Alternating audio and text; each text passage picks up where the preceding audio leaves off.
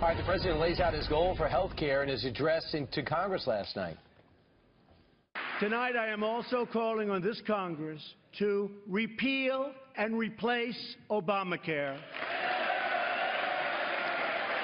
with reforms that expand choice, increase access, lower costs, and at the same time provide better health care. At least a little more than half of the audience there last night like that. But will Republicans be able to accomplish everything he laid out? Here to discuss is House Majority Whip and Louisiana Congressman Steve Scalise. Congressman, good morning to you. Good morning. Good morning. Great to be with you all. You know, a big part of last night's address to Congress was where the new president talked about what he has been able to do so far with executive orders. And it was a long list, and it was impressive. Now he needs you guys and gals in Congress to help him get big stuff done, like the Affordable Care Act, fixing that, replacing that. How confident are you can do that? Very confident. In fact, we've been working with the president for weeks now, since he's been president, even before during the transition, on how to repeal and replace Obamacare, how to lower taxes, something else he talked about, which will really jumpstart our economy and create more jobs. We've already had a few bills put on his desk that he signed. He referenced this stream buffer rule where we saved about 70,000 coal miner jobs.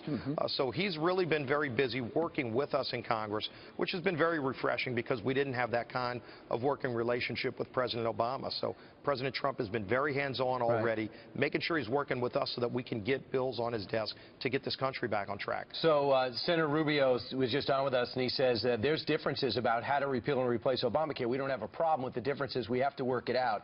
And, of course, the president said a couple of days ago to the governors, Obamacare, whoever knew replacing Obamacare would be so complicated, and it is complicated, even if you are want to have rose-colored glasses. Even the rose-colored glasses see complication. So if the Freedom Caucus wants no part of Speaker Ryan's plan, how are you going to whip them together?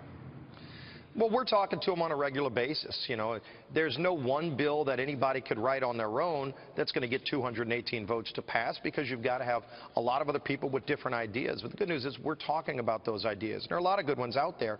But at the end of the day, we have to come together with a bill that's going to pass the House and pass the Senate and get to the president's desk that he signed. And we're going to do that. How close? And we're doing it in the next few weeks. Okay. In the next few weeks. All right. What are the issues? What are the ideas that the Republicans can't seem to agree on? You know, it's how to handle the transition.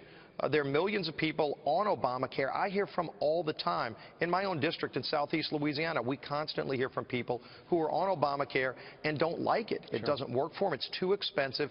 When you have had a family that sent me a note the other day saying they have a $11,000 deductible. And so it really doesn't work for their family. And what President Trump talked about last night is you shouldn't have to get permission from the federal government to buy a plan that works for you. You should be able to make that choice on your own. And that's what we're going to do in this bill. It's complicated because it deals with people's personal lives, but that's why we're meeting with not only members of Congress, we're talking to families, we're talking to doctors, we're talking to hospitals. We want this to work well with a transition so that people can actually have a plan that they can buy that's lower at cost, focus on lowering the cost and increasing access. Sure. Congressman, you've been to a number of these joint sessions of Congress.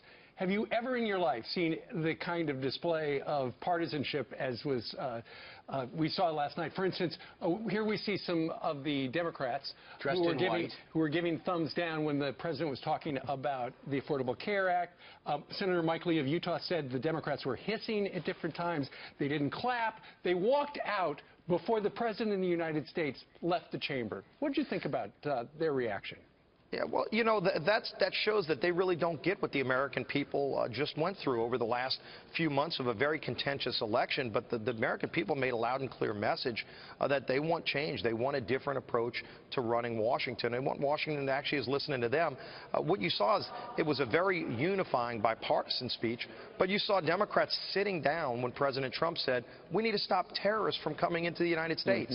How can you sit down during that message? He said, we want to bring jobs back to America. He mentioned Harley Davidson specifically. Great story. He said they're not even asking for special help, but I am. What we saw was a leader for once. Look, I've been here 8.5 years. I have never seen an American president stand at that podium until last night, standing up for America. That's what's been missing for so long, not just here domestically, but all around the world, saying we're going to defeat ISIS. And I could argue that nobody has more pressure on him to perform than you, because you have to whip everybody together for the Speaker. Thanks so much for joining us, Congressman. Thank you, Congressman. Thanks. Great being with you.